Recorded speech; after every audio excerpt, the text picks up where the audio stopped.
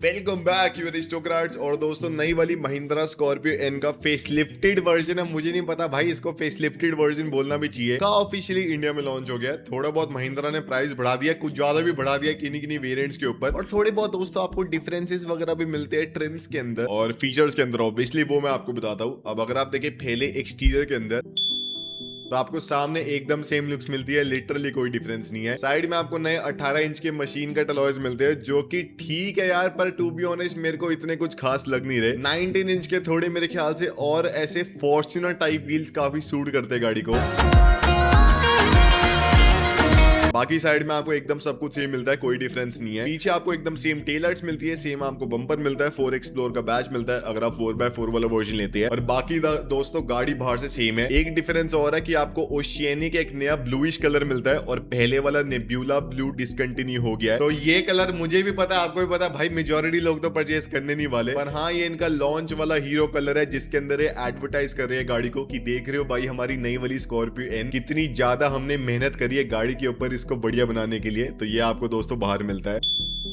अब अगर आप इसके इंटीरियर में आते हैं तो आपको डैशबोर्ड में एक नई 12 इंच की स्क्रीन मिलती है, फ्लोटिंग वाली। मैं पहले आपको 10 इंच की बोल रहा था दोस्तों, 2-4 इंचेस ऊपर नीचे हो जाते हैं ना, but I know even 2 inches are a lot. पर दोस्तों कोई दिक्कत नहीं, पर उसमें आपको सारा कुछ जैसे नया एंड्रॉइड ऑटो, एप्पल कारप्ले, एड्रीनॉक्स वगैरह मिलता है। और कह रहे हैं कि पहले से टच इंप्रूव होने वाला है, मेरे को लगता तो नहीं है, जिसकी वजह से अब आपको इस इवेंट जो पहले साइड में मिलते थे अब आपको नीचे मिलते हैं इस स्क्रीन के। और बाकी आपको सेंटर कंसोल वगैरह पूरा सेम मिलता है, जिसमें ऐसे रोटेटरी नॉब्स है अगर आपको इसका 4x4 वाला वर्जन और ऑफ रोडिंग मोड। स्टीयरिंग आपको सेम मिलता है, पर आपको इंस्ट्रूमेंट क्लस्टर अब नया 10 इंच की स्क्रीन मिलती है, जो कि थार रॉक्स के अंदर या फिर XV 7XO वगैरह के अंदर आती है। छत में आपको पैनोरामिक सनरूफ मिलने लग गई है, जिसके लिए डेडिकेटेड महिंद्रा ने वेरिएंट्स भी निकाले हैं कि अगर आपको स्पेसिफिकली पैनोरामिक सनरूफ लेनी है तो ये वाला वेरिएंट ले लो। और साथ ही में दोस्तों अब मेरे को कंफर्म नहीं है कि अब ये पहले वाली प्री फेसलिफ्टेड वर्जन में महिंद्रा ने अपडेट कर दिया था या फिर नहीं, पर अब आपको सेकंड रॉ सीट के AC के अंदर भी कंट्रोल्स मिलने लग गए हैं, जो कि एकदम लॉन्च पे तो नहीं आते थे। पर दोस्तों मैंने इसके बीच में फिर इसके ऊपर कीप अप करना छोड़ दिया, क्योंकि भाई कुछ चेंज तो था नहीं। तो आप बताना कमेंट्स के अंदर कि was there a change in the AC vents and all. और बाकी आपको सीट्स में वही ब्राउन और ब्लैक लेदर मिलता है, और स्पेस वगैरह आपको सेम मिलने वाली है, कोई डिफरेंस नहीं है। बाकी आपको और फीचर्स में अब आपको गाड़ी में 540 डिग्रीज का कैमरा मिलने लग गया। आप बोलोगे भाई 540 डिग्री कैसे हो सकता है, तो आपको 360 डिग्री तो वही सराउंड व्यू मिलता है, और आपको आगे और पीछे अंडर बॉडी कैमरास भी मिलते हैं। तो आगे दोस्तों अगर गाड़ी के नीचे कोई ऐसी दिक्कत हो रही है, आप ऑफ रोडिंग कर रहे हैं, तो आपको थोड़ी असिस्टेंस मिले, तो 540 डिग्री का फील्ड ऑफ व्यू हो गया। ADAS लेवल 2 आपको मिलने लग गया है, जो कि इसके टेक वाले वेरिएंट में आपको स्पेसिफिकली और मिलेगा,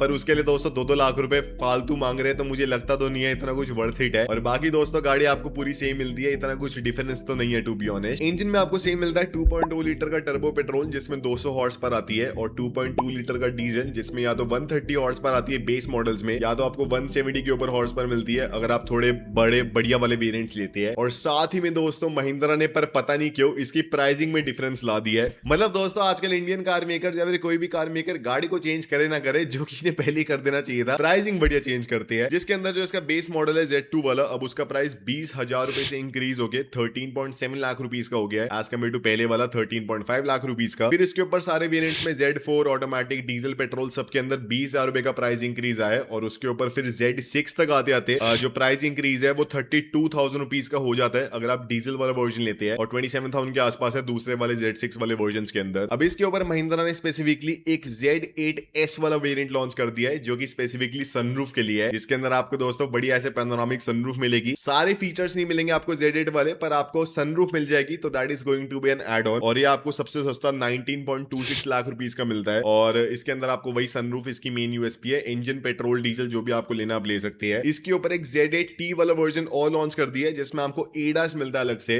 जो कि एक नया वर्जन है, महिंद्रा की नई टेक्नोलॉजी वाली लाइन है, जो कि इन्होंने XUV 7XO के अंदर भी दिखाई थी, इसके अंदर भी लॉन्च कर दी है। और इसके अंदर भी आपको वही 360 डिग्री कैमरा, 540 डिग्री कैमरा मिलने वाला है, पर आपको 2.4 लाख रुपीस और देने पड़ेंगे इस वाले वेरिएंट के लिए। अब अगर इसके अंदर सिर्फ ADAS का इंक्रीमेंट है और सिर्फ मान लो 1-2 और फीचर्स का इंक्रीमेंट है, I don't think so it's really value for money कि आप 2.5 लाख रुपए फालतू दो ये 2-4 फीचर्स के लिए। तो ये मेरे ख्याल से सिर्फ ADAS के लिए महिंद्रा ने निकाल दिया कि अगर आपको सस्ते में ADAS लेना आप ले ले सकते हैं। पर इसके ऊपर अगर आप इसका Z8L वाला या फिर Z8 वाला वर्जन लेते हैं, इसके अंदर अगर आप 4 व्हील ड्राइव लेते हैं तो उसका प्राइस 4 व्हील ड्राइव में अराउंड 1 लाख रुपए से ऊपर इंक्रीज हो गया है। अब मेरे को समझ नहीं आ रही क्योंकि भाई 4 व्हील ड्राइव वाले तो कोई भी महिंद्रा ने फीचर्स भी अपग्रेड नहीं करे है, ना कोई ऐसे कोई पावर के अंदर अपग्रेड है, तो स्पेसिफिकली 4 व्हील ड्राइव में इतना प्राइस इंक्रीज क्यों आया है? मेरे को ऐसा लग रहा है कि महिंद्रा को पता है कि भाई 4 व्हील ड्राइव वैसे इतना कम बिकता है, नीश बायर्स है इसके, तो भाई उनसे और प्रीमियम चार्ज करते हैं ना। वैसे हम कम गाड़ियां बना रहे हैं तो कम गाड़ियां हम प्रीमियम पे बेचेंगे, तभी जो इसका 4 व्हील ड्राइव वाला वर्जन है Z8L के अंदर, उसका प्राइस है 24.25 lakh rupees for the manual और 25.5 lakh rupees for the automatic. तो आपको थोड़ा बहुत तो दोस्तों डिफरेंस मिलता है। अब अगर आप देखिए, मेरे को दोस्तों समझ नहीं आती एक चीज कि महिंद्रा स्कॉर्पियो एन अगर आप देखिए एकदम ऐसे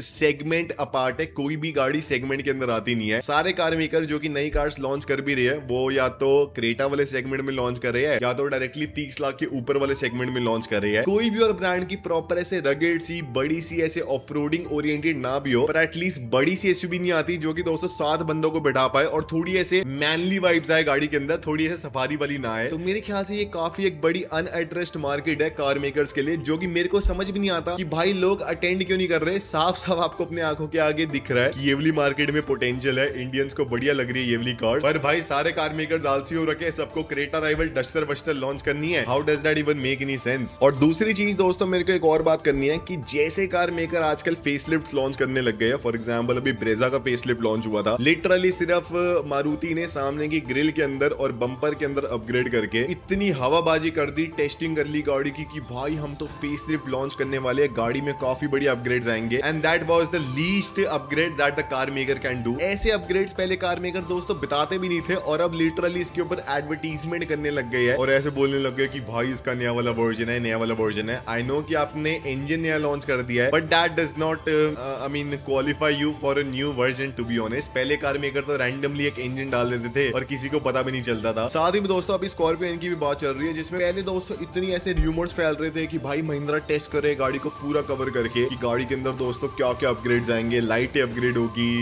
फीचर्स अपग्रेड होंगे, जैसे XUV 7XO के अंदर हुआ। Literally they did the least of the least upgrades. एक अलॉय को चेंज कर दिया एक्सटीरियर में, स्क्रीनों को चेंज कर दिया इंटीरियर में और प्राइस बढ़ा दिया, और हवाई पे ऐसे बनाते हो भाई कि भाई हम तो पता नहीं कौन सा रेवोल्यूशनरी अपग्रेड करने वाले हैं। I think so the car makers really have to work on this, they are really gaslighting the car YouTubers. और आज की वीडियो में अगर आपको पसंद आया लाइक शेयर सब्सक्राइब कर देना कार अरिस्टो कार को।